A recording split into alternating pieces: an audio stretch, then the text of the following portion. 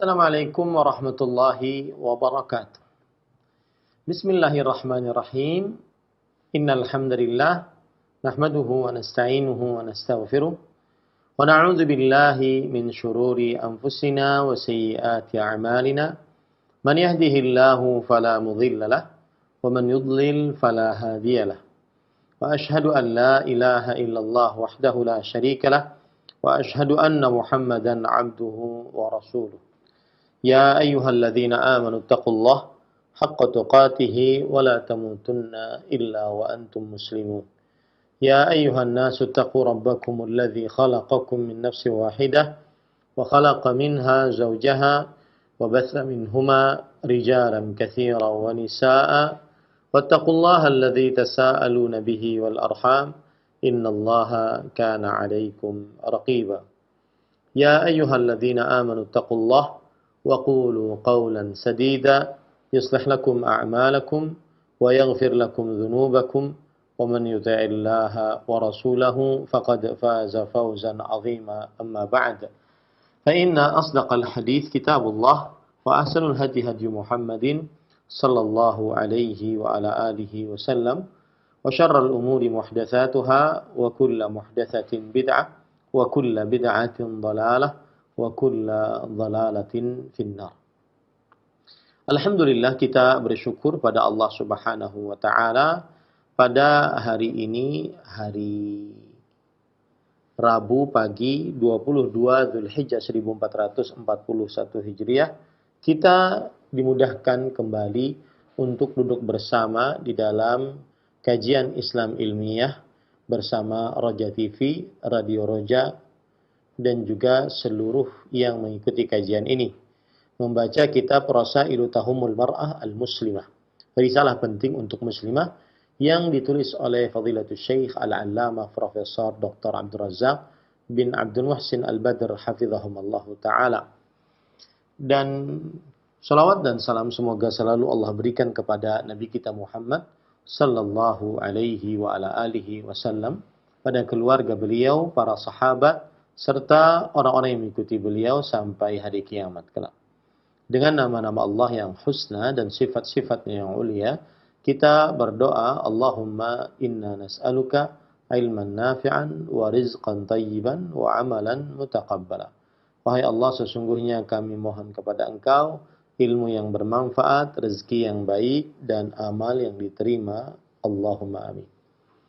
Ahibati hafizakumullah, masih kita membaca kitab Rasailu Tahumul Mar'ah Al-Muslimah, risalah penting untuk muslimah, dan masih kita di dalam Ar-Risalah Tsaniyah, risalah yang kedua, yaitu yang diberi judul oleh penulisnya Mau'izatun Nisa, nasihat untuk wanita. Dan masih kita di dalam bab Qissatum Ra'atin min Ahlil Jannah, kisah seorang wanita dari penghuni surga. Penulis hafizahullah ta'ala Al-Allamah Profesor Dr. Abdul Razak bin Abdul Muhsin Al-Badr hafizahumullah, beliau di dalam kitab ini atau di dalam bab ini menyebutkan hadis riwayat Bukhari dan Muslim dari Atha bin Abi Rabah dari Abdullah bin Abbas radhiyallahu anhuma, bahwa Abdullah bin Abbas radhiyallahu anhuma menunjukkan kepada Atha bin Abi Rabah rahimahullah bahwa ada seorang wanita berkulit hitam penghuni surga.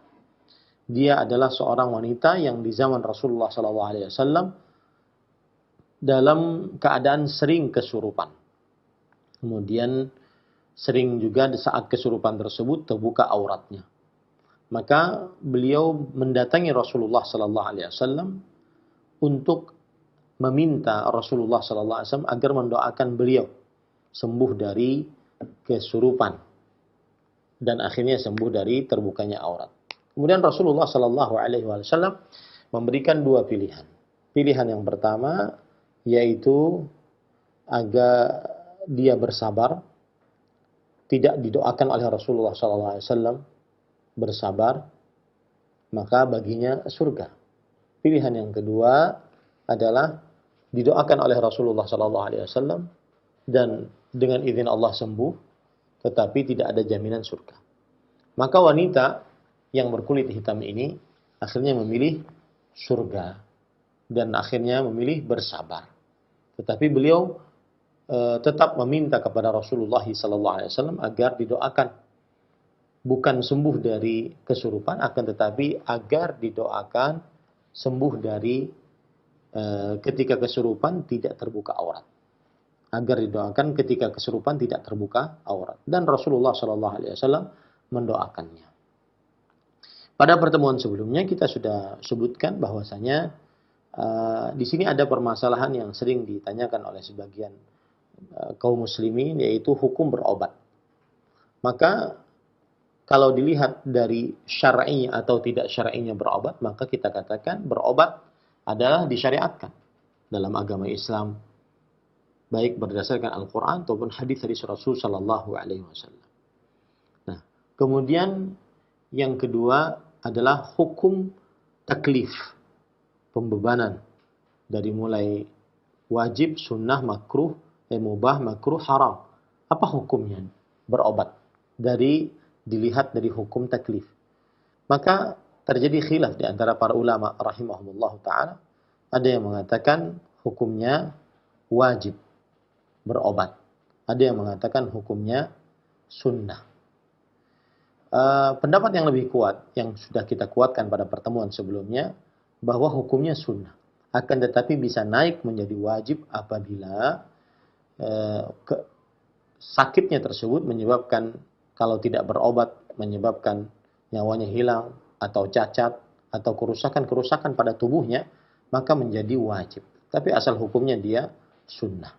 Kemudian sudah kita sebutkan juga pada pertemuan sebelumnya, yaitu sesudah membicarakan hukum taklif, mana yang lebih utama? Ainal afdal? Mana yang lebih utama? Berobat atau tidak berobat? Maka jawabannya adalah yang lebih utama tentunya yaitu berobat. Ya, terutama lagi apabila penyakitnya tersebut dikhawatirkan menyebabkan terenggangnya nyawa, cacatnya tubuh, atau kesulitan pada anggota tubuhnya. Maka sangat dianjurkan untuk berobat dan lebih utama untuk berobat dibandingkan dia bersabar. Nah, kita lanjutkan pada kesempatan kali ini apa yang disebutkan oleh penulis. Inna qissata hadhil mar'ata qissatun azimah. Sesungguhnya kisah perempuan ini adalah kisah yang agung. Turwa fi makarimil akhlaq wa jamilis sifat wa mahasinil qiyami wa jamilil haya'i wa naqail qalbi wa safaihi. Dimasukkan di dalam akhlak yang mulia, sifat-sifat yang bagus, kepribadian-kepribadian yang indah, sifat malu yang indah, dan kesucian dan kebersihan hati. Naam, qalat inni atakashaf fad'ullaha li alla atakashaf. Iya. Kenapa dimasukkan di dalam hal-hal itu semua? Karena beliau berkata, sesungguhnya aku sering terbuka auratku saat kesurupan. Maka berdoalah kepada Allah untukku agar aku tidak kesurupan. فكان هذا التكشف الذي يقع عن غير تطوع واختيار وعلى وضع لا ملامة عليها فيه تكشفا يؤرقها ويقلقلها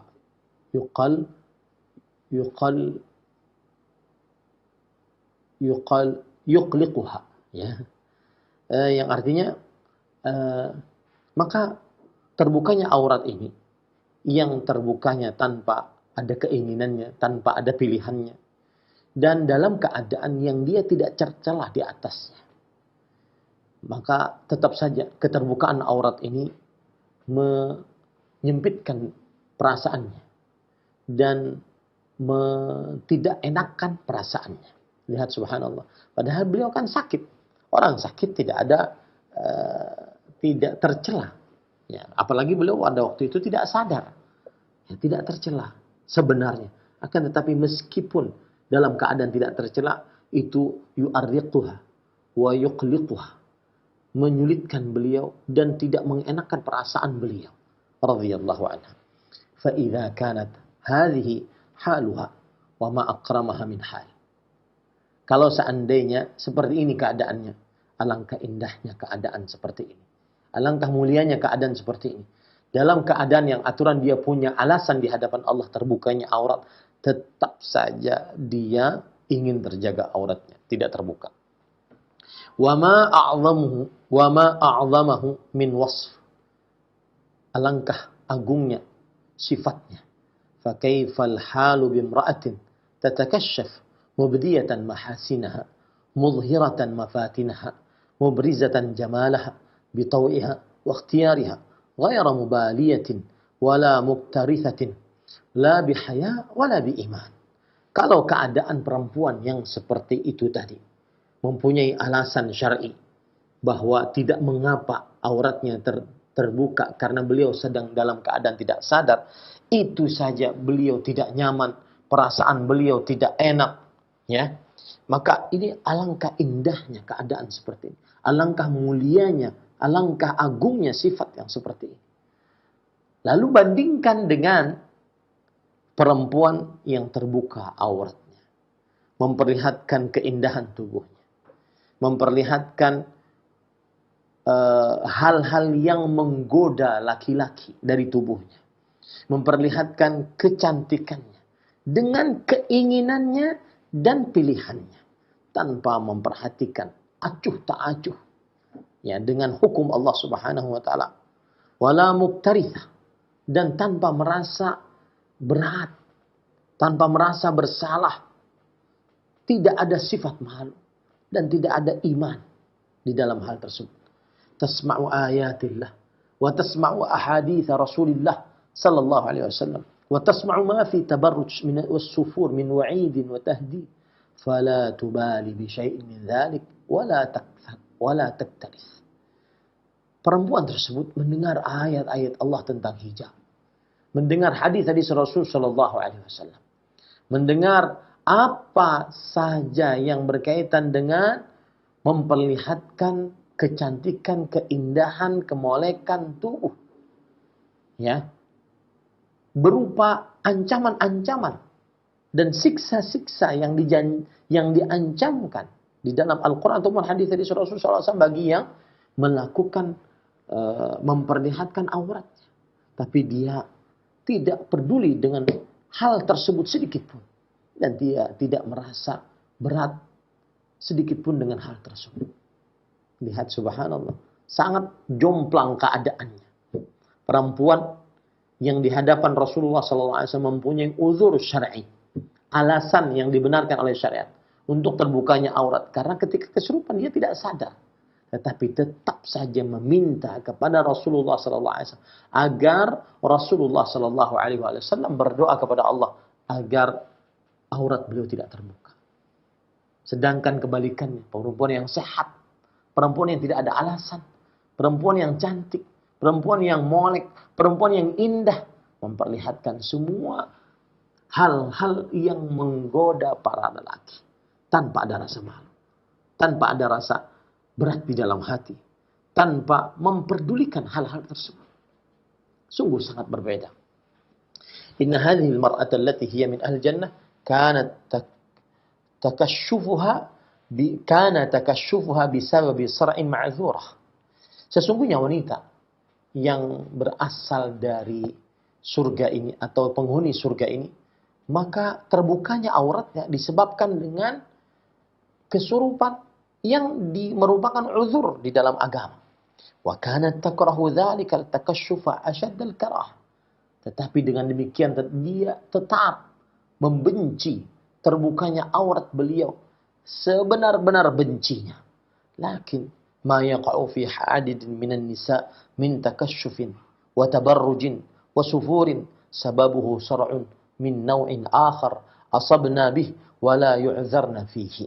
Akan tetapi apa yang terjadi di beberapa perempuan berupa pembukaan aurat, berupa memperlihatkan keindahan, kecantikan, kemolekan, berupa terbukanya wajah dengan berdandannya, maka sebabnya adalah kesurupan dari jenis yang lain yang menimpa mereka dan mereka tidak diberikan uzur atasnya. Innahu sar'u syahawat. Sesungguhnya dia adalah kesurupan syahwat-syahwat yang diharamkan. Bisababi dha'fil iman. Disebabkan karena lemahnya iman. wa qillatid din wa dhahabil haya, dan sedikitnya agama dan hilangnya rasa malu, bi an yakuna al-insanu sari'a syahawatihi wa sari'a tatabbu'i maladzatihi, yaitu seorang manusia akhirnya dia kesurupan dengan syahwatnya. Dia kesurupan mengikuti kelezatan-kelezatan kehidupan dunia. Fayakunu bihadha as-sar'i laysa mubaliyan wala muktarithan bima yaf'alu ahwa min ridhallahi subhanahu am min sakhatih. Maka akhirnya dengan kesurupan ini dia tidak peduli, dia acuh, ya, dan dia tidak merasa berat dengan apa yang ia lakukan.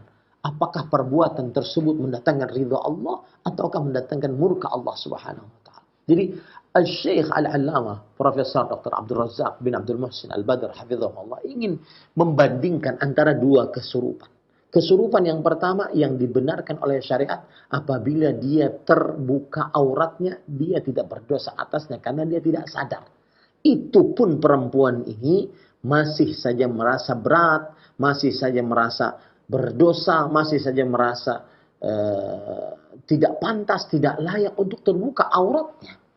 Sedangkan kesurupan jenis yang kedua, kesurupan syahwat, kesurupan bisikan-bisikan syaitan untuk mengikuti kelezatan-kelezatan dunia, yang mereka tidak diberikan uzur atas kesurupan ini.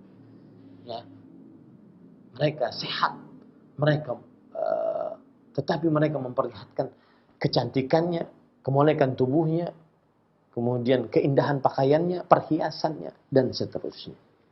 Mereka tidak peduli apakah ini mendatangkan ridha Allah ataukah mendatangkan murka Allah Subhanahu wa taala.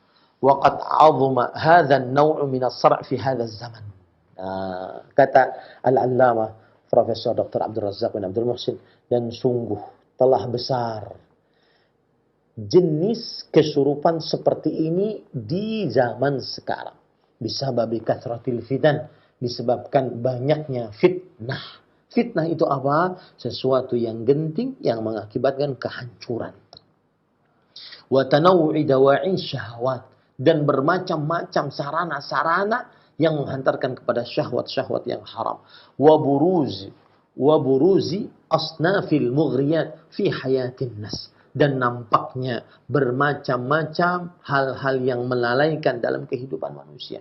Wa mastujidda fihi min wasail haditsatin, dan apa saja yang dibuat dari sarana-sarana yang baru, katsirun minha tuajjijul fitana wa tuthiru fin nufusis syahawati, yang artinya maka kebanyakan sarana-sarana yang baru tersebut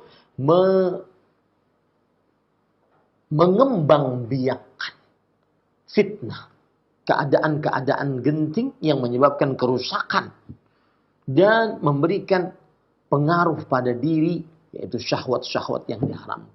Disebabkan karena sarana-sarana modern yang ada di zaman sekarang, terutama di zaman media sosial seperti ini.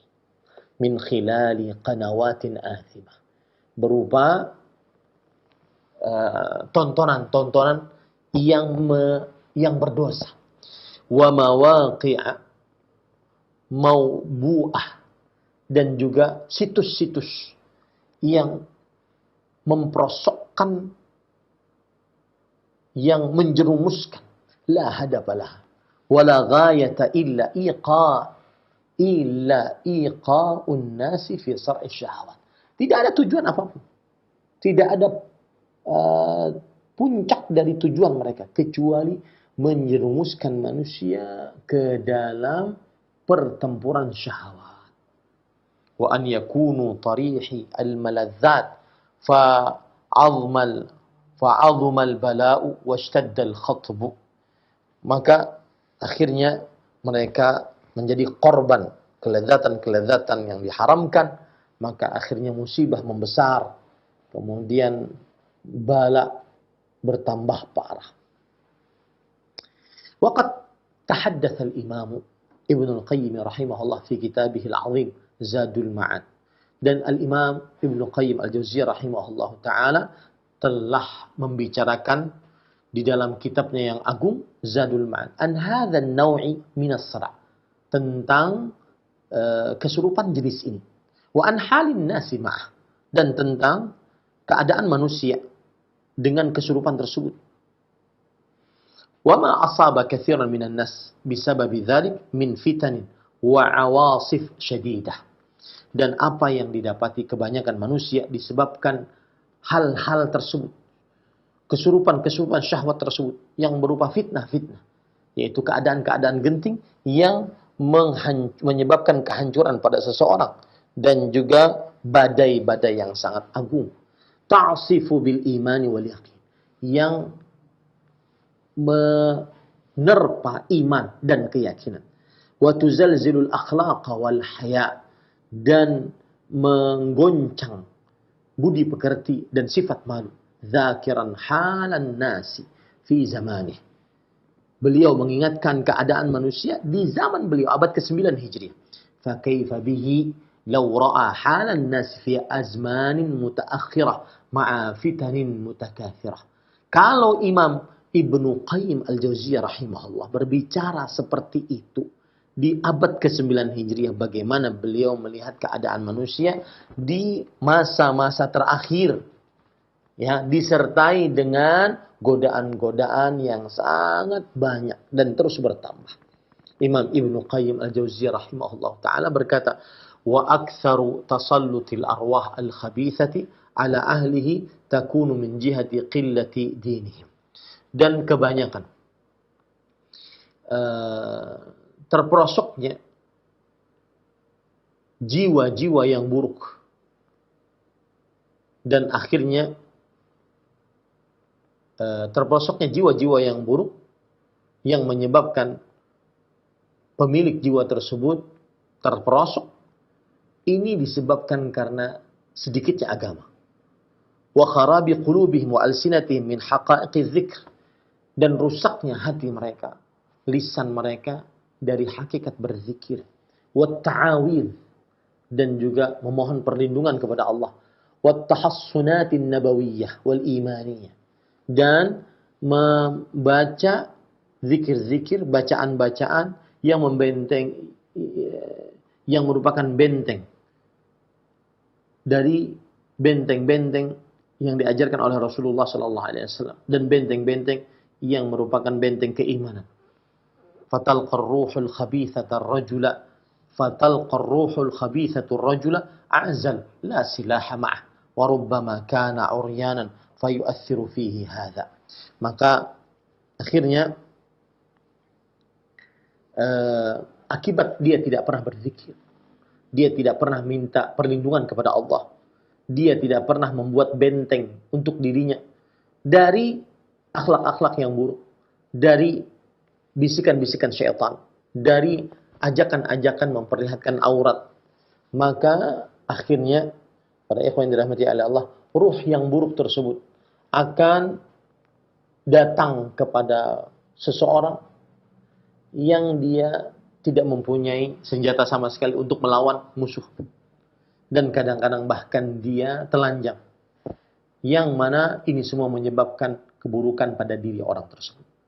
Jadi seakan-akan Syekh Al-Imam Ibnu Qayyim Al-Jauziyah rahimahullah ta'ala ingin mengatakan kepada kita bahwasanya kebanyakan nyawa atau jiwa-jiwa yang buruk, yang terjerumus, yang terperosok ke dalam keburukan, ini disebabkan karena sedikitnya agama, kemudian karena kurangnya zikir, baik dengan lisan ataupun dengan hati.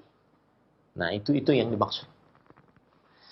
Walau kashafa al-ghita' la ra'aita aktsara an-nufus al-bashariyah sar'a hadhihi al-arwah al-khabithah. Yang artinya, kalau seandainya kushifa al-ghita'u, diangkat penutup, maka engkau akan melihat kebanyakan manusia mereka kesurupan, ya, dengan jiwa yang buruk ini. Wa huwa fi asriha wa qabdatiha tasuquha haitsu sya'at wa la yumkinuha al-imtina'u anha wa la mukhalafatuha wa bihadha as-sar'u wa bihadha as-sar'i al-a'zam alladhi la yafiqu sahibuhu illa 'inda al-mufaraqah wal mu'ayanah fahunaka yatahaqqaqu annahu kana huwa al-masru'u haqiqatan wa billahil musta'an. yang artinya nyawa di dalam dirinya, di dalam keadaannya, maka kesurupan tersebut akan menggiringnya kemana yang dia inginkan. Dan seseorang tidak akan bisa mampu untuk menahannya. Tidak akan bisa mampu untuk melawannya. Dan dengan kesurupan yang besar ini, yang mana orang yang kesurupannya tidak akan bangun kecuali ketika mati, atau kecuali ketika dia melihat siksa di hadapan, maka pada saat itulah sebenarnya hakikat dari kesurupan yang sebenarnya. Jadi orang seakan-akan Imam Ibnu Qayyim Al-Jauziyah rahimahullah ta'ala ingin menyebutkan di dalam perkataan ini bahwasanya ada kesurupan yang menyebabkan seseorang benar-benar kesurupan. Dia tidak sadar apa yang dia lakukan. Dia tidak sadar apa yang dia ucapkan. Dia tidak sadar apa yang dia pakai. Ya. Dan ini tidak akan pernah sadar kecuali saat dua hal. Saat mau meninggal dan saat melihat siksa dari Allah Subhanahu wa ta'ala. Nah, itu maksud yang ingin disampaikan oleh Imam Ibnu Qayyim Al-Jauziyah rahimahullah. Wa ilaju hadha as-sar'i biqtiran al-aql as-sahih ila al-iman bima ja'at bihi ar-rusul. Dan pengobatan kesurupan dengan penggandengan akal yang sehat kepada iman, beriman kepada apa yang dibawa oleh para rasul. Wa an takunal jannatu wan naru nusba 'ainaihi wa qiblata qalbihi wa yastahdhiru ahla ad-dunya wa hulul al-mathulath al-muthlat wal afat bihim wa wuqu'uha khilal diyarihim kama waqi'il qatr wa hum sar'a la yafiqun wa ma ashadda da'a hadha as-sar'a walakin lamma 'ammatil baliyah bihi bihaythu la yura illa masru'an lam yasir mustaghraban wala mustankaran bal sara li kathratil masru'in ainul mustankar al mustaghrab khilafahu. Beliau di dalam perkara ini ingin mengatakan kepada kita bahwa obat dari kesurupan ini ya adalah keimanan dengan apa yang dibawa oleh para rasul di samping dengan akal yang sehat. Keimanan, beriman dengan ajaran Rasulullah sallallahu alaihi wasallam. Kemudian juga selalu berorientasi akhirat. Jadi seakan-akan gampangannya bahasanya begini. Obat agar seseorang terlepas dari syahwat yang diharamkan. Terlepas dari memperlihatkan kecantikan, memperlihatkan kemolekan tubuh, memperlihatkan perhiasan, memperlihatkan keindahan pakaian di hadapan laki-laki yang bukan mahramnya. Maka agar terlepas seperti itu, salah satunya obatnya adalah beriman kepada apa yang dibawa oleh para rasul alaihi wassallam. Dan yang kedua, yaitu hendaknya dia berorientasi akhirat. Yang ada dalam pikirannya selalu, saya masuk surga atau tidak. Saya dijauhkan dari api neraka atau tidak. Itu yang harus ada dalam pikirannya selalu. Kemudian seakan-akan Imam Ibnu Qayyim ingin mengatakan kepada kita bahwasanya ini kesurupan aneh sebenarnya. Kesurupan syahwat yang diharamkan. Orang akhirnya membuka aurat seenaknya. Ini sebenarnya aneh. Akan tetapi karena sudah tersebar begitu banyak, maka akhirnya yang dianggap aneh adalah yang memakai pakaian dan pakaiannya sesuai dengan syariat Islam. Itu yang ingin disampaikan oleh Imam Ibnu Qayyim Al-Jauziyah rahimahullah ta'ala. Kata beliau, lamma ammatil baliyah bihi bihaitsu la yura illa masru'an. Ketika semuanya dalam kesurupan syahwat, lam yasir mustaghraban wala mustankaran. Maka akhirnya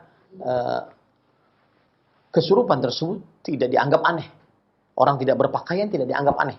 Orang cuma memakai BH, ya, kelihatan buah dadanya tidak dianggap aneh. masuk ke dalam televisi, masuk ke dalam konten YouTube tidak dianggap aneh. Bahkan karena saking banyaknya orang kesurupan syahwat yang diharamkan, yang benar-benar menutup aurat, yang bercadar, yang berjilbab lebar, bergamis panjang, dianggap radikal teroris. Dianggap kesurupan. Dianggap tidak sesuai dengan kebiasaan manusia biasa. Ini kan terbalik. Itu yang diinginkan oleh Imam Ibnu Qayyim al-Jauziyah rahimahullah. Beliau kemudian mengatakan, فَإِذَا أَرَادَ اللَّهُ بِعَبْدٍ خَيْرًا أَفَاقَ مِنْ هَذِهِ السَّرْعَةِ وَنَظَرَ إِلَى أَبْنَاءِ الدُّنْيَا مَصْرُوعِينَ حَوْلَهُ يَمِينًا وَشِمَالًا عَلَى اخْتِلَافِ طَبَقَاتِهِمْ فمنهم من أطبق به الجنون ومنهم من يفيق أحيانا قليلة ويعود إلى جنونه ومنهم من يفيق مرة ويجن مرة فإذا أفاق عمل عمل أهل الإفاقة والعقل ثم يعاوده الشرع فيقع في التخبط. Maka jika Allah Subhanahu wa taala menginginkan kepada seorang hamba kebaikan, Allah akan menyadarkan manusia dari kesurupan tersebut. Dan ia akan melihat kepada pengikut-pengikut dunia yang kesurupan di samping kanannya, samping kirinya, sesuai dengan tingkatan-tingkatan kesurupan mereka. Ada orang-orang yang sangat gila dengan kesurupan syahwat. Ya, dia benar-benar terperosok bahkan sampai gila dengan syahwat yang diharamkan. Dan ada orang kadang sadar sebentar, nanti kembali lagi kepada kegilaan syahwat yang diharamkan. Ada kadang-kadang dia sadar, kemudian nanti gila pada dalam keadaan yang lain. Maka apabila dia sadar, dia akan mengerjakan pekerjaan-pekerjaan orang-orang yang sadar dan orang-orang yang sehat akal. Tetapi kemudian dia mengulang kembali perbuatan-perbuatan tersebut. Akhirnya dia masuk ke dalam kerugian dan kemalangan dan terperosokan. Nah, ini hati-hati para ikhwah. Jadi seakan-akan Imam Ibnu Qayyim al-Jauziyah rahimahullah ingin mengatakan kepada kita bahwasanya termasuk tanda Allah Subhanahu wa taala menginginkan kebaikan kepada seorang hamba tersebut adalah Allah Subhanahu wa taala memberikan petunjuk agar orang-orang sadar dari kesurupan syahwat yang diharamkan. Ya. Kalau dia sadar, dia akan melihat samping kanan, samping kiri orang masih sibuk dengan syahwat-syahwat yang diharamkan. Kalaupun orang samping kanan, samping kiri sini ada yang kadang-kadang dia sadar, ada yang gila, ada yang sadar kemudian gila lagi dan seterusnya. Nah, ini perkataan yang sangat besar dari Imam Ibnu Qayyim al-Jauziyah rahimahullah ta'ala. Kalau saya boleh ringkas, apa yang beliau sampaikan itu maksudnya adalah bahwa satu penyebab seseorang kesurupan syahwat yang diharamkan, akhirnya membuka aurat, akhirnya tidak perhatian kepada penutup aurat, ini sebabnya adalah sedikitnya agama. Yang kedua, orang yang tidak berzikir dan tidak membentengi dirinya dengan zikir, maka dia akan terperosok ke dalam kesurupan syahwat yang diharamkan. Kemudian juga pada ikhwan yang dirahmati oleh Allah Subhanahu wa taala, yang ketiga yaitu kebanyakan manusia sudah benar-benar terperosok ke dalam syahwat yang diharamkan ini. Dan mereka semakin lezat. Tidak ada yang menghentikannya, bisa menasihatinya kecuali ketika ruh berpisah dengan tubuh, ketika kematian, dan ketika itu dia melihat siksa yang disediakan oleh Allah Subhanahu wa taala. Kemudian yang keempat, para ikhwan yang dirahmati oleh Allah Subhanahu wa taala, yang keempat adalah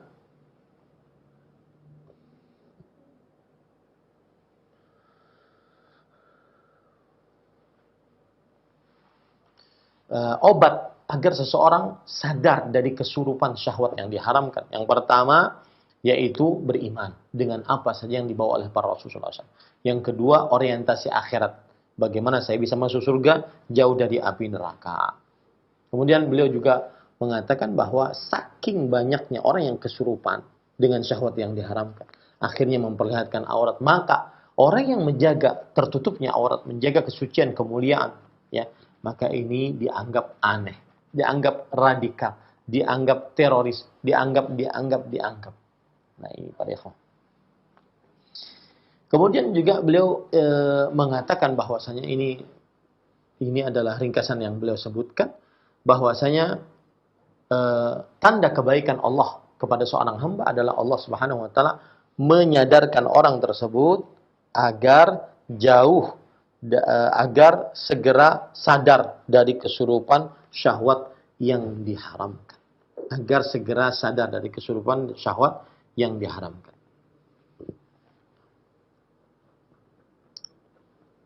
Nah, kemudian Syekh Al-Allamah Profesor Dr. Abdul Razak bin Abdul Muhsin Al-Badr hafizahullah taala mengatakan, yaqulu dzalika rahimahullah wa lam yara dawa'iyal fitan wa mastujidda 'ala an-nas fi mithli hadzal zaman. Kata Syekh Abdul Razak bin Abdul Muhsin Al-Badr, Imam Ibnu Qayyim Al-Jauziyah rahimahullah taala mengatakan itu ketika beliau belum melihat sarana-sarana yang menghantarkan kepada godaan-godaan dan sarana-sarana baru terhadap manusia yang ada pada zaman sekarang seperti sosial media, mimma yud'ifu ya'sifu bil iman, yang bisa menerpa iman, wa yukhalkhilul akhlaq, dan bisa menghancurkan budi pekerti, wa yuzhibul al-muru'ata wal haya, dan menghilangkan harga diri, martabat, dan juga sifat malu.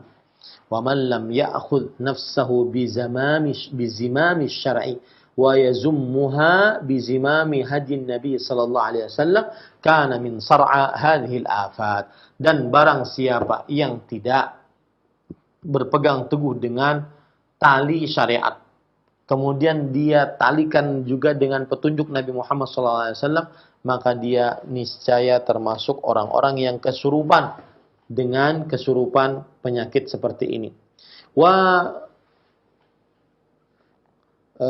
qatla hadhil fitan wa tarihi hadhihi syahwat, dan dia akan menjadi mayat atas godaan ini dan juga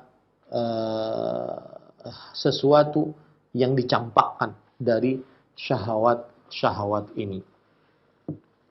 Kemudian ahibati hafizakumullahu taala. Lalu setelah itu penulis mengatakan, ayyatuhal mar'atul mu'minah, wahai wanita yang beriman, ta'ammali fi hayati hadhil mar'ati sauda, sadiqatul iman, azimatul haya, وهي تخاطب النبي صلى الله عليه وسلم صابرة على الشدة واللأواء قائلة إني أتكشف فادعوا الله لي ألا أتكشف. إذا كانت هذه حالها خوفا من التكشف مع أنها معذورة فكيف حالك أنت أيتها المؤمنة. Wahai wanita beriman, perhatikanlah dalam kehidupan perempuan yang berkulit hitam ini. Ya, beliau kuat imannya, besar sifat malunya. Beliau berbicara dengan Nabi Muhammad SAW dalam keadaan sabar atas musibah penyakit yang beliau dapatkan. Tetapi beliau masih berkata, sesungguhnya aku terbuka auratku saat kesurupan. Maka berdoalah engkau kepada Allah untukku agar aku tidak terbuka auratku. Maka apabila keadaan perempuan yang seperti itu, ya, beliau khawatir terbukanya aurat, padahal beliau mempunyai alasan syar'i untuk terbuka aurat, maka bagaimana keadaan engkau? Ya, engkau, wahai wanita beriman. Inna ba'dhan nisa ubtulina fi hadha zaman binhizamiyah azimah wa tahawulin syani' bisabab inbiharin bihadaratin zaifah wa taqaddumin qatil fa asbahatil mar'atu la tuqallidu man hiya mu'jabah بحضرتها إلا في توافه الأمور وخسيس الأشياء وحقير الأخلاق وجنت على نفسها أعظم جناية وجرت على إيمانها أعظم بلاء. Kata beliau, sesungguhnya sebagian perempuan telah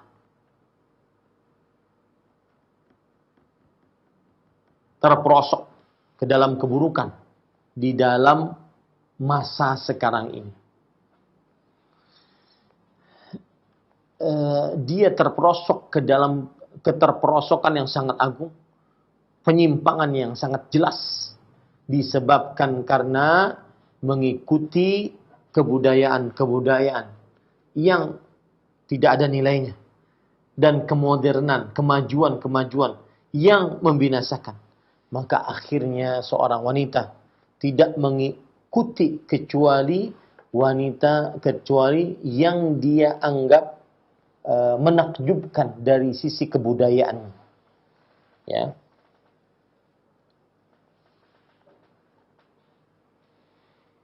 Padahal hal yang menakjubkan tersebut tidaklah kecuali di dalam perkara-perkara yang rendah, perkara-perkara yang buruk, perkara-perkara yang menunjukkan akhlak yang buruk.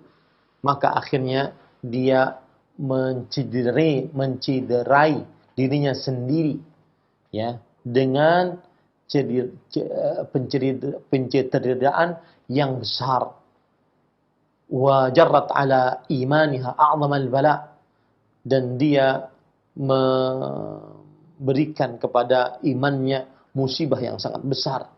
Ala faltattaqillah kullu ummatin muslimah, atau ala faltattaqillaha kullu amatin muslimatin wa kullu imra'atin mu'minatin.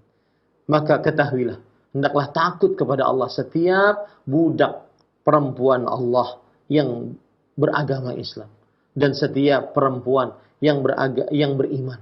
Wal tatadzakkar wuqufaha baina yaday Allah azza wa jalla. Dan hendaklah seorang perempuan ketika membuka auratnya, dia ingat bahwa dia akan diberdirikan di hadapan Allah. Dengan apa kita menjawab?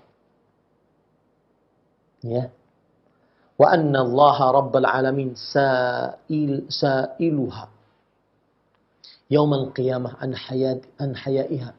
Dan Allah, Rabb semesta alam, akan bertanya padanya pada hari kiamat tentang sifat malunya, wa an sitriha, dan tentang bagaimana penutupan terhadap auratnya, wa an hishmatiha, dan tentang bagaimana sifat keanggunannya, wa an kulli ma jaa fi kitab rabbiha wa sunnati nabiyha salawatullahi wa salamu alaihi.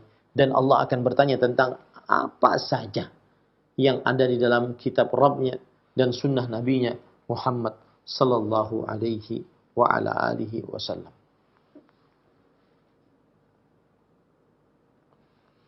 Kemudian penulis mengatakan, walamma usiba ba'dun nisa bihadha an-naw'i min as-sara' sar'u syahawat fa asbahna tarihatin li hadha as-sara' jana 'alayhinna anwa'an min al-jinayat. ولهذا يرى في كثير من البلدان من بلدان المسلمين وديار أهل الإيمان في أنحاء كثيرة تكشف وتبرج وسفور لا يعرف إطلاقا في تاريخ حياة المرأة المسلمة.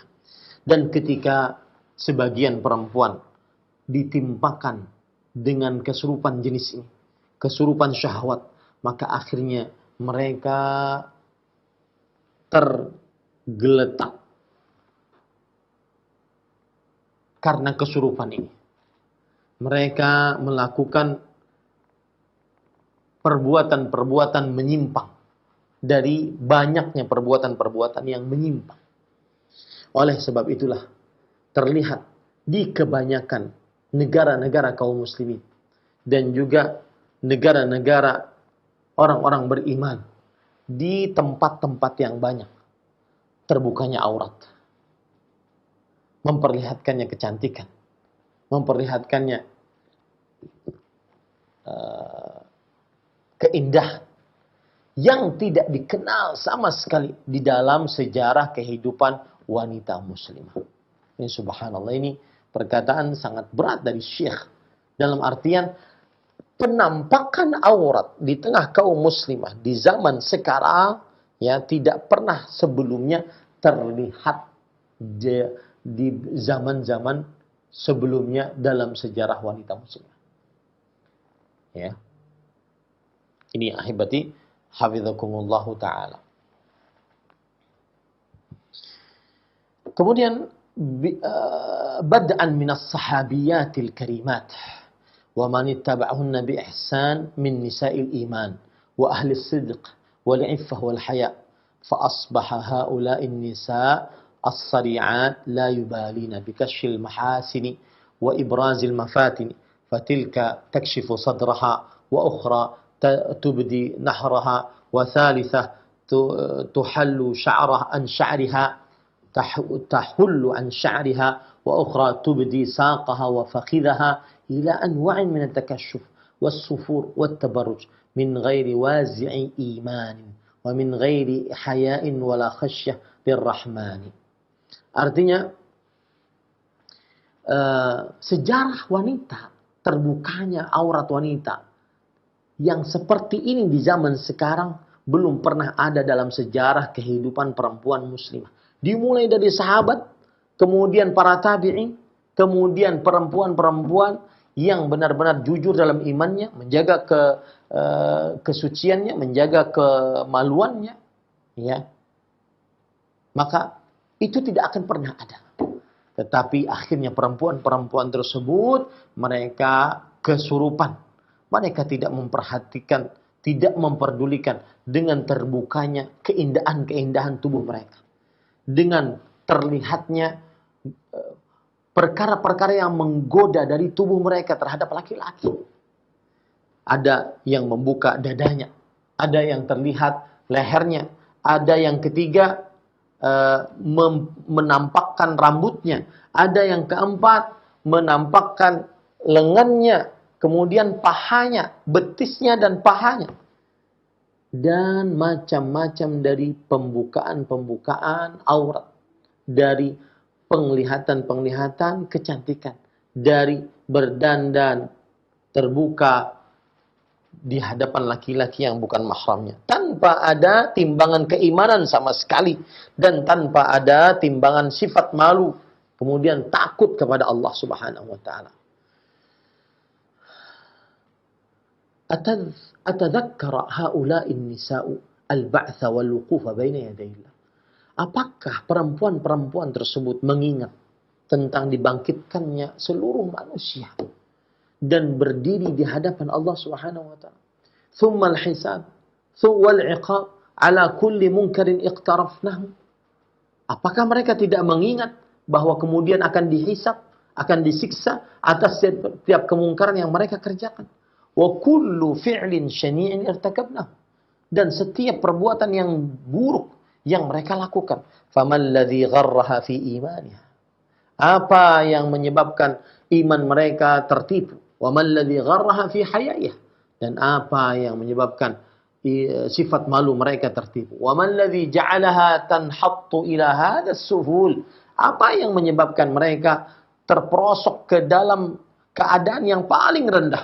Wa tahwi fi hadha ad-darki min al-inhitat. Dan kemudian mereka terperosok ke dalam kerak yang paling dalam.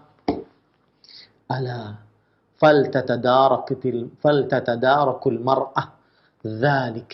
Maka hendaklah seorang perempuan harus sadar akan hal itu. Wal tunqidh nafsaha min hadha as-sar' musta'inatan bi rabbiha. Hendaknya dia selamatkan dirinya dengan minta tolong kepada Allah. Sa'ilatan sayyidaha wa maulaha jalla sya'nuhu an yamunna 'alaiha bil 'afaf. Memohon kepada Allah Subhanahu wa taala agar Allah memberikan sifat kesucian dalam dirinya. Wa an yurzaqaha al-hishmata was-sitra. Dan Allah memberikan rezeki kepadanya, anugerah kepadanya berupa sifat anggun dan sifat tertutup. Akhidatan bima'khadhil hazmi wal azmi, yang mana dia mengambil ya tekad bulat akan hal itu, siyanatan li nafsiha, untuk menjaga dirinya, wa ri'ayatan li hayaiha, dan untuk menjaga memelihara sifat malunya, wa muhafazatan ala imaniha, dan untuk menjaga imannya, wa taufiqu biyadillahi wahdah, dan semoga taufik dan petunjuk hanya di tangan Allah Subhanahu wa taala. Jadi intinya Syekh ingin mengingatkan bahwasanya ada perempuan-perempuan yang kesurupan. Kesurupan syahwat yang diharamkan. Kesurupan yang menyebabkan auratnya terbuka. Kesurupan yang menyebabkan wajahnya terlihat dalam keadaan berdandan oleh laki-laki yang bukan mahramnya. Kesurupan yang menyebabkan anggota tubuhnya terlihat meskipun sebagian tertutup. Kesurupan yang memperlihatkan hal-hal yang menyimpang dari perempuan, dari tidak kurang dari hal yang menunjukkan kurangnya sifat malu, kurangnya sifat anggun, kurangnya sifat suci di dalam diri perempuan tersebut. Maka salah satu kiat yang paling utama disebutkan oleh Syekh adalah ingat hisab, ingat hari kebangkitan, ingat hari kiamat, ingat berada di hadapan Allah Subhanahu wa taala, ditanya oleh Allah Subhanahu wa taala. Nah, ini ahibati hafizakumullah taala. Nah, itu kiranya tentang kisah penghuni surga, ya. Kisah penghuni surga, wanita berkulit hitam. Kenapa dijamin surga? Karena berani menjaga agar dirinya tidak terbuka auratnya meski dalam keadaan kesurupan.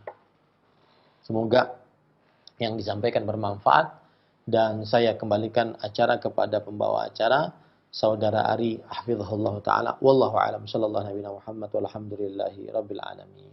Nah, Barakallahu fikum, jazakallahu khairan. Terima kasih pada Ustadz yang telah menyampaikan bimbingan pelajaran yang bermanfaat kepada kita semuanya. Semoga Allah senantiasa melimpahkan kemudahan serta rahmat untuk kita semuanya, sehingga pelajaran di kesempatan pagi hari ini dapat membekas dan faedahnya bisa kita amalkan dalam kehidupan kita sehari-hari. Selanjutnya kami mengundang bagi Anda yang ingin memperdalam materi di pembahasan ini, silahkan Anda bisa menghubungi nomor kami di layanan telepon. Baik, untuk Anda yang ingin menghubungi kami yang pertama, silahkan. Halo. Assalamualaikum warahmatullahi wabarakatuh. Waalaikumsalam warahmatullahi wabarakatuh. Dengan siapa ini, di mana? Pak Rasid, Pak, di Jakarta Pusat. Silakan Pak Rasid pertanyaannya. Assalamualaikum Pak Ustadz. Waalaikumsalam. Ini masih tentang kesurupan Pak Ustadz. Tapi pertanyaan saya ini adalah pengertian kesurupan yang di masyarakat awam ini Pak Ustadz ya. Kan pengertian kesurupan itu ya seperti kemasukan setan atau jin. Nah pertanyaannya, sepertinya sepengetahuan saya ketika kita orang-orang beriman dan bertakwa kepada Allah itu tidak mungkin kesurupan gitu Pak Ustadz. Saya berpendapat begini, karena sepengetahuan saya belum ada ustadz yang kesurupan gitu Pak. Nah ini artinya bahwa ketika orang-orang yang tidak kesurupan ini adalah orang-orang yang memang keimanannya kurang gitu Pak Ustadz. Itu pemahaman saya. Yang kedua, saya juga masih bingung ketika ada anak-anak sekolah SD atau SMP ada kesurupan massal gitu Pak Ustadz. Nah ini bagaimana dengan kaitannya dengan pertanyaan saya yang pertama itu Pak Ustadz. Baik, cukup ya Pak ya. Penjelasan Pak Ustadz. Terima kasih. Assalamualaikum warahmatullahi wabarakatuh. Waalaikumsalam warahmatullahi wabarakatuh. Para Ustadz kami persilahkan. Faliyatafadhal mazkuran. bismillah walhamdulillah wassalatu wassalamu ala rasulillah wa ala alihi wa sahbihi wa man wala. Ahibati hafizakumullah, Bapak yang bertanya, jazakallahu khairan atas pertanyaannya.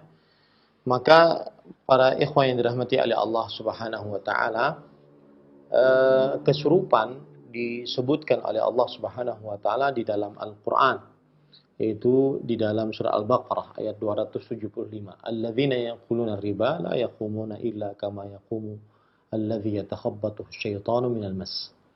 Orang-orang yang makan harta riba tidak dapat berdiri di hari kiamat, melainkan seperti berdirinya orang yang kemasukan setan lantaran penyakit gila. Maka ahibati hafizakumullah ta'ala, ini menunjukkan bahwa kesurupan dimasuki oleh jin dan syaitan ada dalam agama Islam, ya, dan dibenarkan keyakinan ini dalam agama Islam. Makanya Imam Al-Qurtubi rahimahullah pada ayat ini mengatakan, hadhil ayah dalilun ala fasadi inkari man ankara as-sala' min jihatil jin. Ayat ini adalah dalil tidak benarnya pengingkaran orang terhadap fenomena kesurupan karena kerasukan jin. Wa za'ama annahu min fi'li at-taba'i' wa anna syaitan la yasluku fil insan wa la yakunu minhu mas. Mereka menganggap bahwa itu hanya murni penyakit badan. Sedangkan setan tidak bisa mengalir di dalam tubuh manusia dan tidak bisa merasuk ke dalam tubuhnya. Nah, ini menunjukkan bahwasanya dalil tadi dibenarkan keyakinan bahwa orang kalau kesurupan dimasuki jin. Orang kalau kesurupan dimasuki jin. Dan makanya Rasulullah SAW bersabda dalam hadis riwayat Imam An-Nasai, berdoa minta perlindungan beliau adalah Allahumma inni a'udzubika minal hadmi wa a'udzubika minat taraddi wa a'udzubika minal gharaq wal hariq wa a'udzubika an yatakhabbatani asyaitanu indal maut. Ya Allah, aku berlindung denganmu dari tertimpa benda keras. Aku berlindung kepadamu dari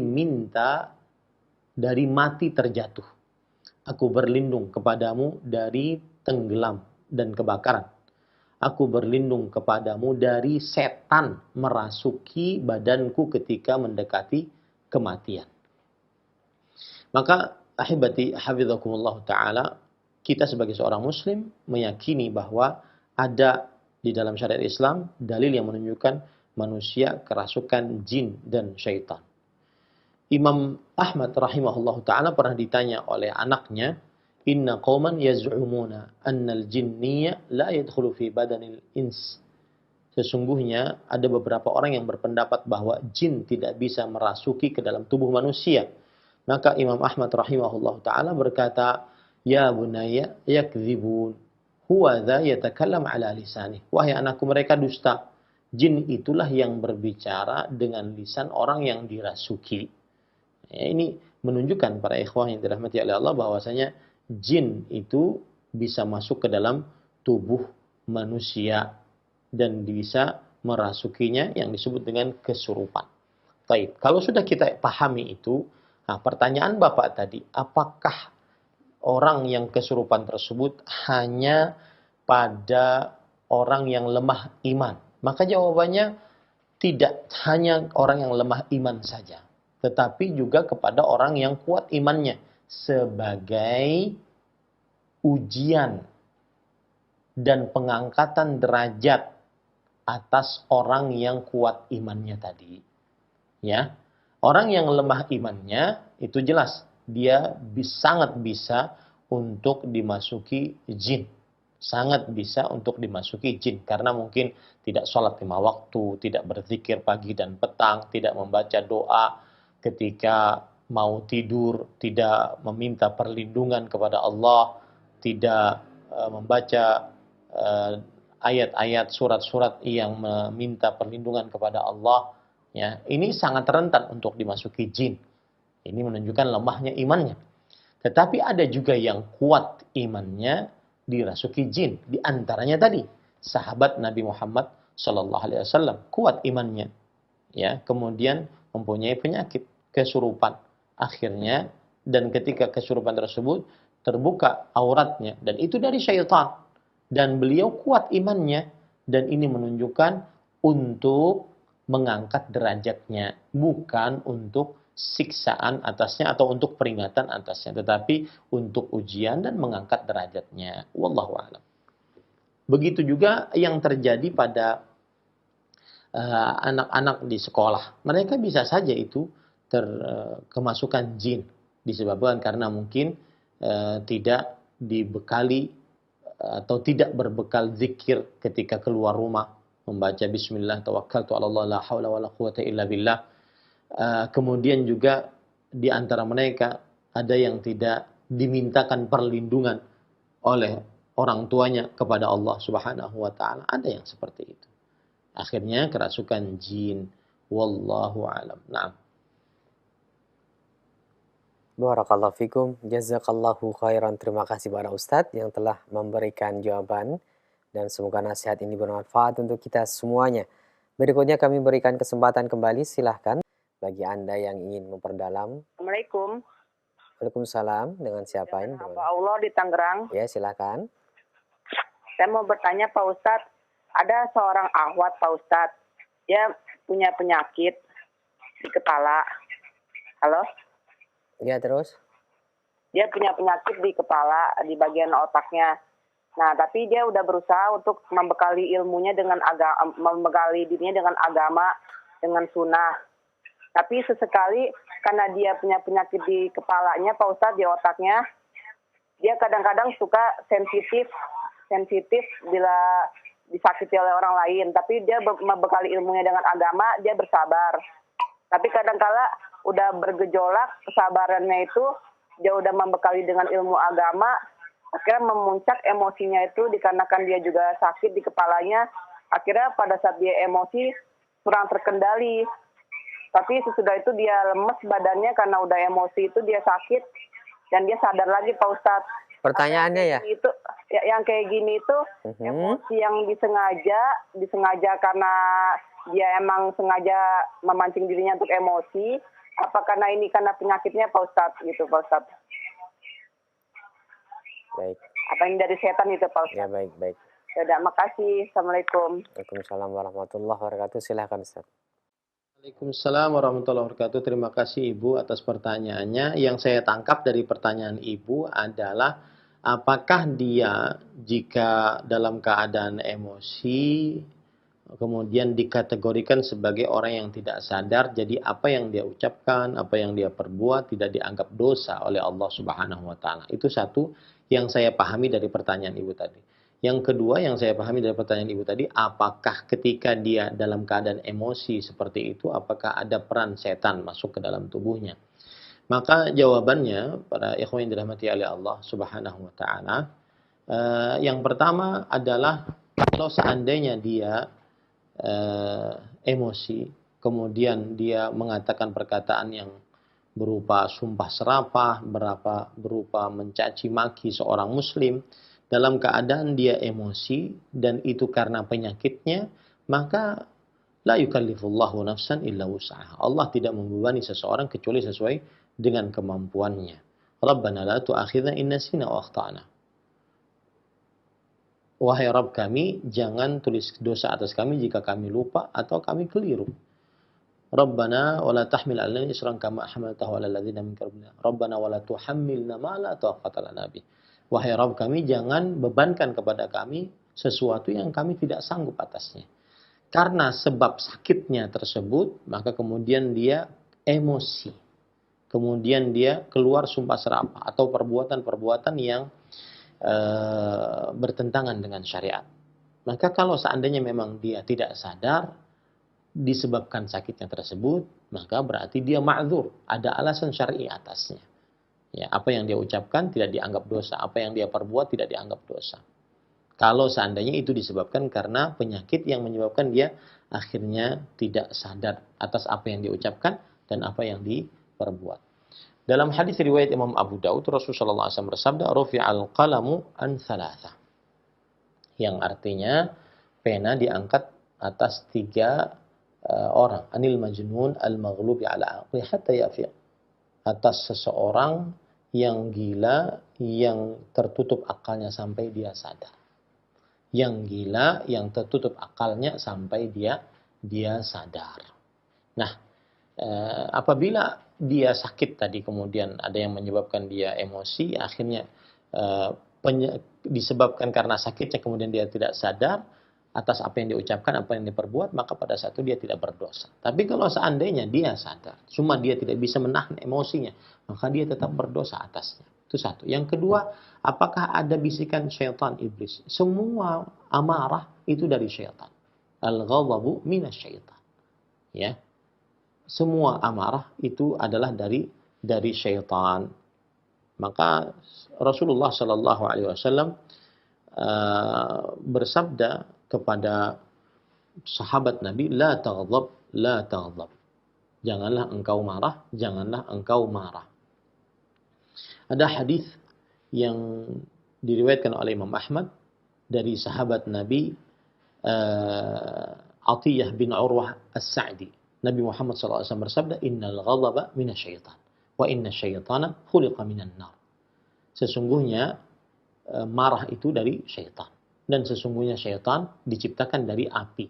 Wa innama tudfa'un nar bil ma' fa idza ghadiba ahadukum falyatawadda. Dan sesungguhnya api dipadamkan dengan air. Maka apabila salah seorang dari kalian marah, hendaklah dia berwudu. Cuma hadis ini dilemahkan oleh para ulama hadis, di antaranya oleh Imam An-Nawawi rahimahullahu taala dan juga oleh Imam Al-Albani rahimahullahu taala. Jadi hadisnya ini lemah, tetapi makna hadis diterima. Makna hadis benar.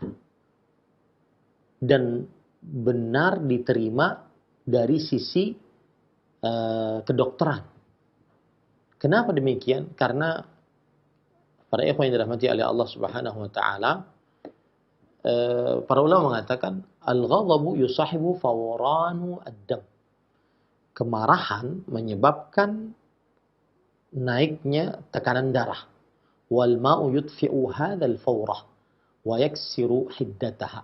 Dan air memadamkan tekanan tersebut dan memutuskan ketinggian tersebut.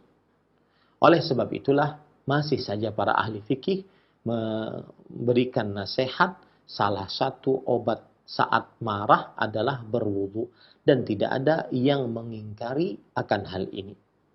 Dan disebutkan oleh Imam Ibnu Qayyim Al-Jauziyah rahimahullah dalam kitab beliau Al-Wabilus Sayyib, ada pasal beliau menyebutkan di situ fi ma yuqal wa yaf'al indal ghadab. Apa yang diucapkan dan apa yang diperbuat saat marah. Ya, salah satunya adalah berwudu. Begitu juga Syekhul Islam Ibnu Taimiyah rahimahullah taala, beliau menekankan perkara ini, saat marah berwudulah. Ini menunjukkan bahwasanya memang marah itu berasal dari syaitan. Meskipun hadisnya lemah dan tidak bisa disandarkan kepada Nabi Muhammad sallallahu alaihi wa ala alihi wasallam. Imam Ibnul Munzir mengatakan, in thabata hadzal hadits fa innamal amru bihi nadban liyaskunal ghadabu wala a'lamu ahadan min ahli ilm yujibul wudu minhu. Jika hadis ini sahih, berarti hadisnya lemah ya. Jika hadis ini sahih, maka perintah di dalamnya adalah untuk anjuran agar tenang rasa marahnya. Ini menunjukkan memang marah dari syaitan. Dan aku tidak mengetahui ada seorang pun dari para ulama yang mewajibkan berwudu saat marah. Intinya, para ikhwan yang dirahmati oleh Allah Subhanahu wa taala, mungkin saja marah tersebut dari bisikan syaitan, dan lebih besar kemungkinannya dari bisikan syaitan. Wallahu a'lam. Nah, Barakallahu fikum, jazakallahu khairan. Terima kasih kepada Ustadz yang telah menyampaikan nasihat dan bimbingan yang bermanfaat, khususnya bagi penanya dan kita semuanya yang menyimak di kesempatan kali ini. Kita akan beralih terlebih dahulu ke pesan singkat. Silahkan bagi Anda yang ingin bertanya seputar pembahasan ini. Baik, kami bacakan pertanyaan dari seorang ibu atau hamba Allah di Palembang yang bertanya, Ustadz, ana bertanya, apakah setiap perbuatan perdukunan itu syirik? Padahal ada sebagian dari masyarakat kita mendatangi dukun untuk mengobati sihir. Jazakumullahu khairan. Silakan. alhamdulillah wassalatu wassalamu ala Rasulillah. Rasulullah sallallahu alaihi wasallam pernah ditanya tentang nusrah. Nusrah adalah halus sihir bis sihir. Melepaskan sihir dengan sihir. Maka ini kata Rasul sallallahu alaihi wasallam, huwa min amal syaitan. Dia adalah termasuk daripada perbuatan syaitan. Maka apabila ada orang kesurupan, kemasukan jin karena sihir orang lain, lalu dia pergi ke dukun yang lain, maka ini termasuk daripada kesyirikan dan perbuatan syaitan. Ya, ini diharamkan dalam agama Islam. Jadi tidak seseorang pergi kepada orang yang dianggap bisa mengobati secara secara supranatural, ya, maka dilihat apakah dia mengobatinya dengan cara meruqyah ataukah dia mengobatinya dengan cara sihir, jampi-jampi, jimat, rajah, dan semisal. Kalau dia diruqyah, maka ini diperbolehkan. Kalau dia tidak diruqyah, maka itu namanya nusrah dan dia adalah perbuatan syaitan. Allahu a'lam. Nah. Barakallahu fikum, jazakallahu khairan. Pertanyaan selanjutnya Ustadz, dari Abdullah di Cilengsi yang bertanya, Assalamualaikum warahmatullahi wabarakatuh Ustadz. Pertanyaannya sebagai berikut. Sering sekali saya melihat beberapa di media kesurupan massal, tapi rata-rata yang kesurupan itu adalah kaum hawa atau wanita Ustadz. Ada juga yang minta diruqyah, itu rata-rata kaum hawa. Kenapa fenomena ini terjadi sering terjadi pada kaum hawa? Silakan Ustaz. Ahibati, hafizakumullah, bismillah, alhamdulillah, wassalatu wassalamu ala rasulillah wa ala alihi wa sahbihi wa man wala. Jawabannya adalah karena para perempuan disebutkan oleh Rasulullah SAW, yaitu kurangnya agama dan kurangnya akal mereka. Sebagaimana hadis Rasul SAW, "Ma ra'aitu min naqisati aqlin wa din, adhaba li rabbi rajulin hazimin minkum min ihdakun." Yang artinya aku tidak pernah melihat makhluk-makhluk yang kurang akal dan kurang agamanya yang lebih menghilangkan ketegaran seorang lelaki dari kalian dibandingkan para perempuan-perempuan. Ini menunjukkan perempuan kurang agamanya dilihat dari sisi bahwa perempuan ada masa haidnya. Dan pada masa haid itu kadang perempuan tidak beraktivitas ibadah kecuali yang dirahmati oleh Allah Subhanahu wa taala. Padahal masa haid perempuan masih bisa berzikir, masih bisa berdoa, masih bisa beramal saleh. Meskipun dia tidak bisa puasa, tidak bisa sholat, tidak bisa memegang mushaf, tetapi masih dia bisa membaca Al-Quran melalui hafalannya. Dia bisa berzikir, masih bisa berdoa, dan seterusnya. Nah, sebab ini kadang-kadang terjadi. Yang kedua adalah kurang akalnya, dalam artian yaitu di sini syaitan bisa masuk ke dalam diri perempuan karena selalu banyak menggunakan perasaannya dibandingkan akal pikirannya, sehingga akhirnya sering sekali dalam pikirannya kosong, berkecamuk, kemudian bisa dimasuki oleh syaitan. Ini sebab Allahu a'lam, ya, yang menyebabkan para perempuan kebanyakan atau terlihat kebanyakan mereka kesurupan ataupun dalam kesurupan massal. Allahu a'lam. Barakallahu fikum. Terima kasih Ustadz atas nasihat dan jawabannya. Berikut kita akan kembali mencoba mengangkat pertanyaan dari via telepon. Silahkan bagi Anda yang bertanya. Halo. Assalamualaikum. Waalaikumsalam warahmatullahi. Dengan siapa Ibu? Di mana? Dengan hamba Allah di Jakarta Timur. Silakan pertanyaannya. Ini Ustadz. Assalamualaikum Ustadz. Waalaikumsalam. Saya kan orang nggak melihat ya. Saya punya anak perempuan udah dewasa tapi penakut, misalnya misalnya ke kamar mandi aja takut gitu kan. Terus saya selalu menasehati, kenapa sih kamu penakut, cuma ke kamar mandi aja takut gitu kan. Terus apa yang ditakutin kan, takutnya setan gitu.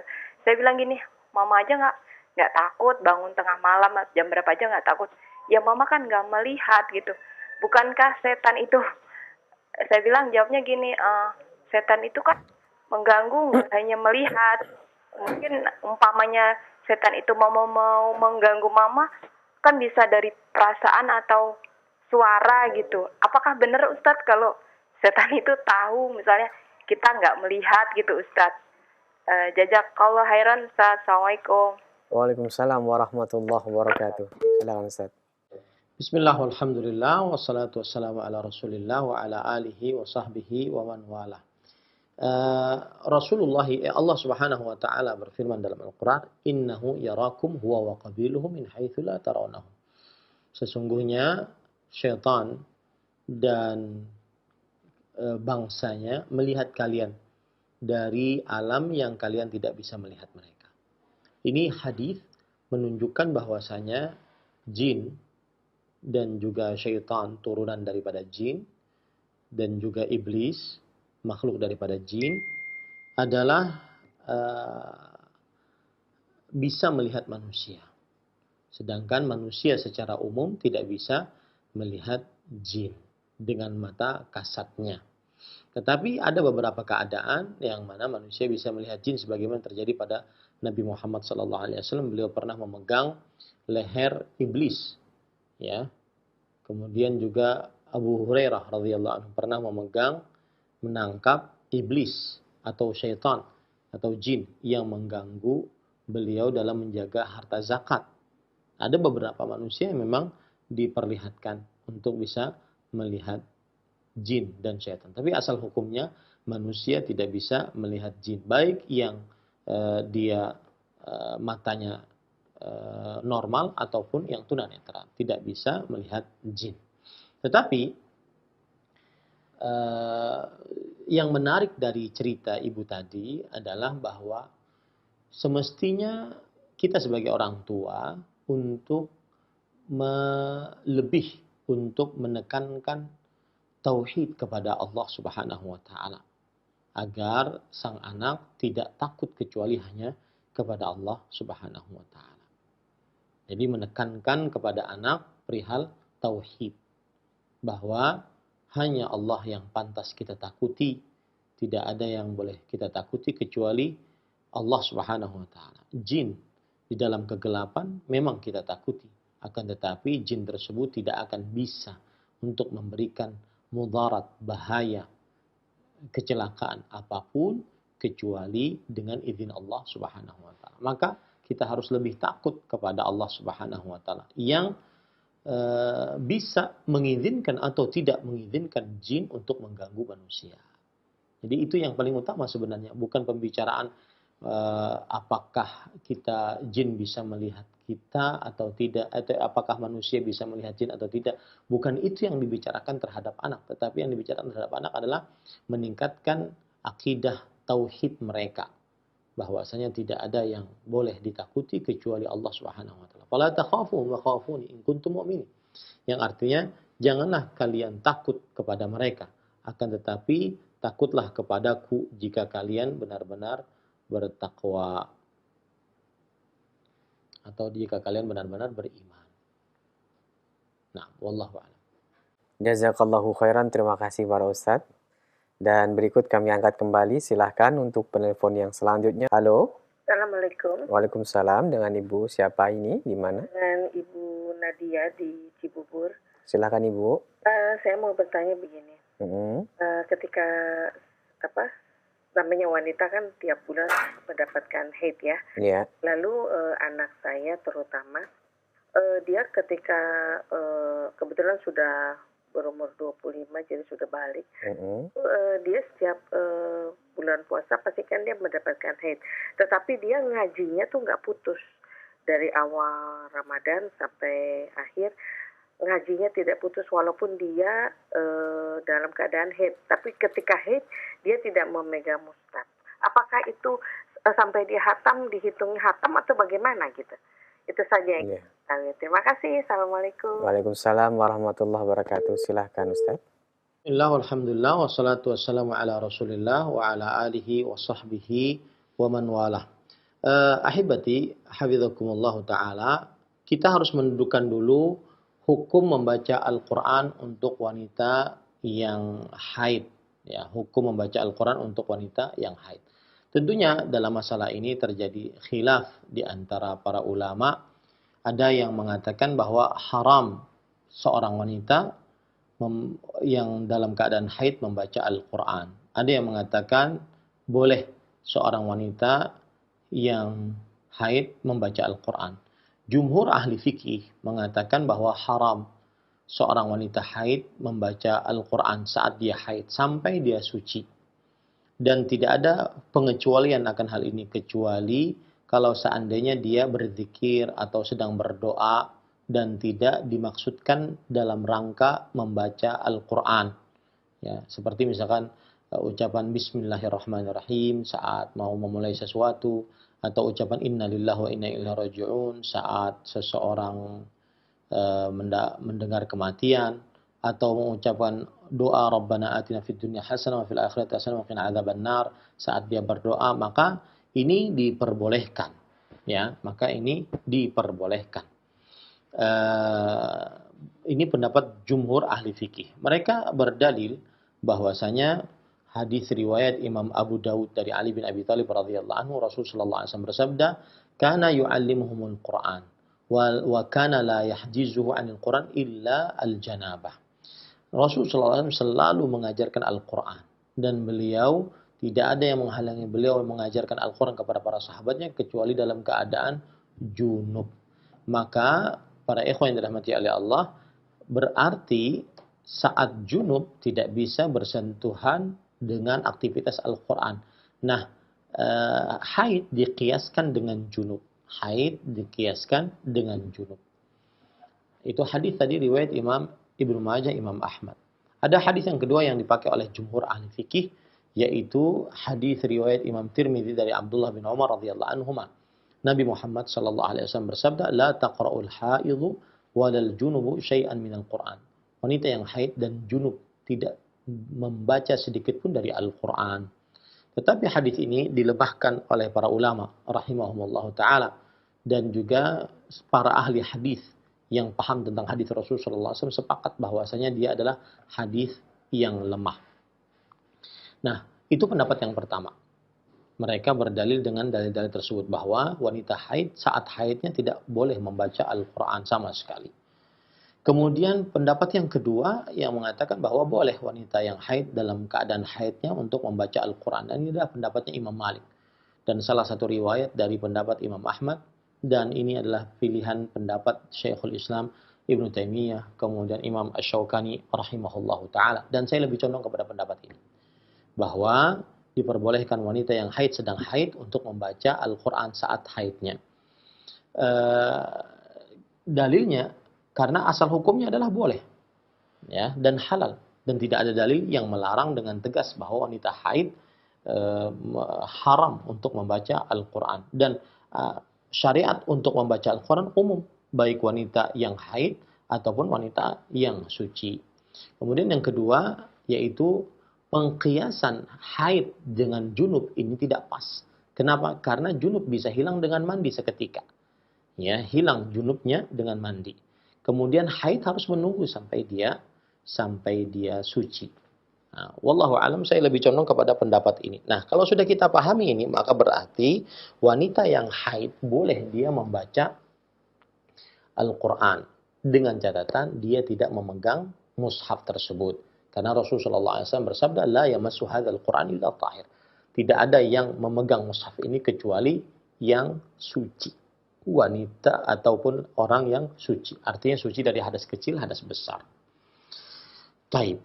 Kalau seandainya dia membaca, wanita haid sedang membaca Al-Quran dalam keadaan haidnya, kemudian dia tidak memegang mushafnya, berarti dia seperti membaca Al-Quran layaknya. Dari awal sampai akhirnya.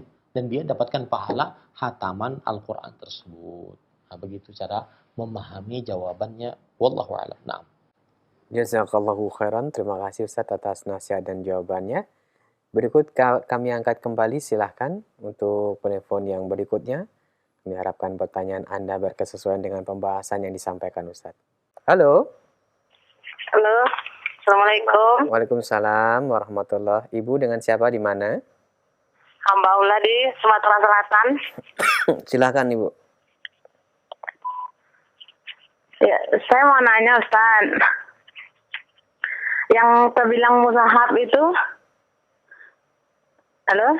Ya, silakan. Yang termasuk mushaf itu Al-Quran atau seperti Iqra, seperti Juz Amma itu termasuk Al-Quran nggak itu Ustaz? Baik. Ya.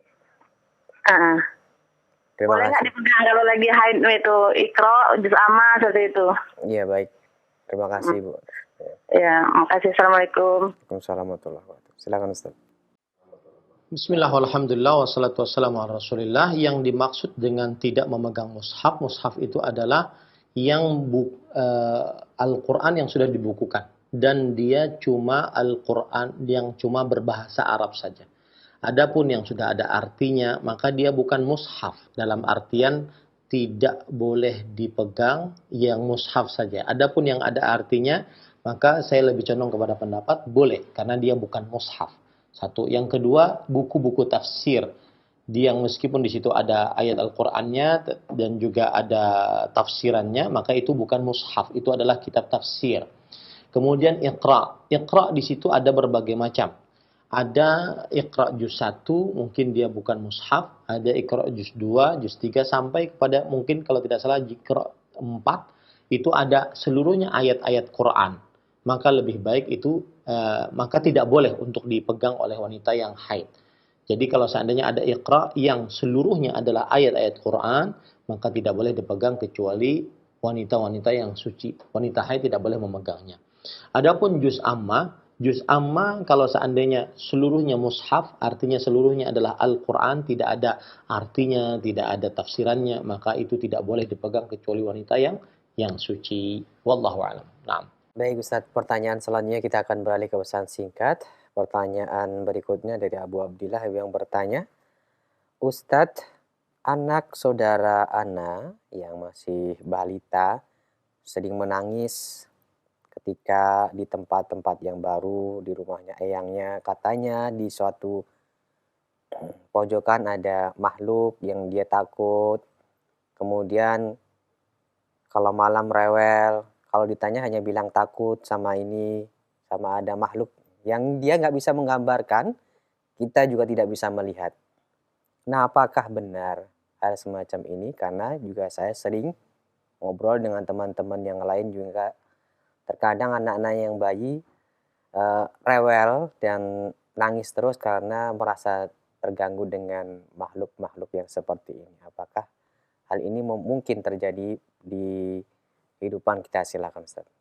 Bismillah, alhamdulillah, wassalatu wassalamu ala rasulillah wa ala alihi wa sahbihi wa man wala. Memang ada hadis Rasul Shallallahu Alaihi Wasallam tentang bahwa ada jin yang mengganggu manusia, dan disebutkan oleh Allah Subhanahu Wa Taala juga dalam Al-Quran. Alladzi waswisu fi sudurin nas minal jinnati wan nas, yang memberikan was-was kepada manusia dari bangsa jin ataupun dari manusia. Itu satu. Kemudian yang kedua, ada hadis Rasul Shallallahu Alaihi Wasallam bahwa memang ada jin yang mengganggu anak-anak kecil, ya, terutama ketika di malam hari. Maka hati-hati anak-anak kecil yang kalau sudah mau masuk waktu maghrib, maka hendaknya seseorang, orang tuanya memasukkannya ke dalam rumah. Ya, orang tuanya memasukkannya ke dalam rumah.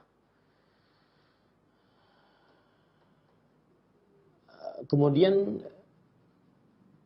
saya lupa lafal hadisnya, tetapi ada hadis yang menunjukkan bahwa inna fil laili, ada di malam hari jin yang mengganggu terutama anak kecil.